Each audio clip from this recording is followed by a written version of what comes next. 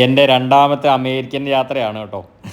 അമേരിക്കയ്ക്ക് പോകാനായിട്ട് ഏറ്റവും പാട് ഈ ഫ്ലൈറ്റ് യാത്രയാണ്. 16-17 മണിക്കൂർ നമ്മൾ നിലം തൊടാതെ പറക്കണം. മടുത്തിടപാട് തീരും. രാവിലെ നമ്മൾ ഇവിടുന്ന് പോയി കഴിഞ്ഞാൽ അമേരിക്കയിൽ എത്തുമ്പോഴും ഏതാണ്ട് രാവിലെ തന്നെ ആയിരിക്കും.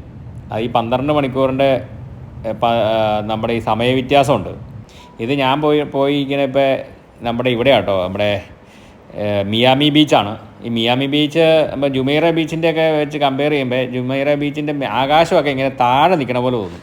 മേഘങ്ങളൊക്കെ കൈയെത്തിപ്പിടിക്കാൻ പാകത്തിനാണ്. അതുപോലെ അമേരിക്കയിൽ 50 സ്റ്റേറ്റ്സ് ഉണ്ട്. 50 സ്റ്റേറ്റ്സും ഭയങ്കര വികസനമുള്ളതാണ്.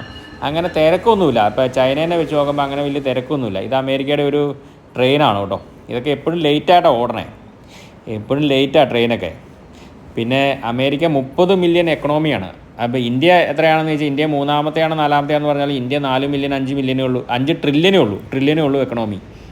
അപ്പോൾ അത്രയും വികസിത രാജ്യമാണ് അമേരിക്ക. ഈ പുറകെ കാണുന്നത് ട്രംപ് ടവറുകളാണ്, ട്രംപിൻ്റെ ടവറാണ് കേട്ടോ. ട്രംപിന് ഒത്തിരി വലിയ റിയൽ എസ്റ്റേറ്റിൻ്റെ ആളാണ് പുള്ളി. ഇതിൻ്റെ അടുത്തൊരു ഹോട്ടലിലാണ് ഞാൻ താമസിച്ചത്, ഈ ട്രംപ് ടവറിനോട് ചേർന്ന്, ഈ ബീച്ചിൻ്റെ ചേർന്നിട്ടുള്ളത്. പിന്നെ ഇത് മറ്റേ പബ്ലിക് ട്രാൻസ്പോർട്ടാണ് കാണിക്കണേ. അത് കണ്ടില്ലേ, അതിൻ്റെ ഫ്രണ്ടിൽ സൈക്കിൾ വെച്ചോണ്ട് പോകാനുള്ള സ്ഥലമൊക്കെ കൊടുത്തേക്കണേ. ഇത് അവിടുത്തെ ബസ് യാത്രയാണ്. നമ്മൾ കയറുമ്പോഴേ നമ്മൾ അതിലേക്ക് ഇത്ര $1 ഇട്ട് കൊടുക്കണം. അപ്പോൾ ബസ്സിൻ്റെ ടിക്കറ്റ് തരുന്ന ആൾക്കാരാണ്. പൈസ ഇല്ലെങ്കിൽ കയറി പൊക്കോളാൻ പറയും. പൈസ എന്ന് പറഞ്ഞാൽ നമ്മുടെ കയ്യിൽ ചില്ലറയൊന്നും ഇല്ലെങ്കിൽ കയറി ഇരുന്നോളാൻ പറയും.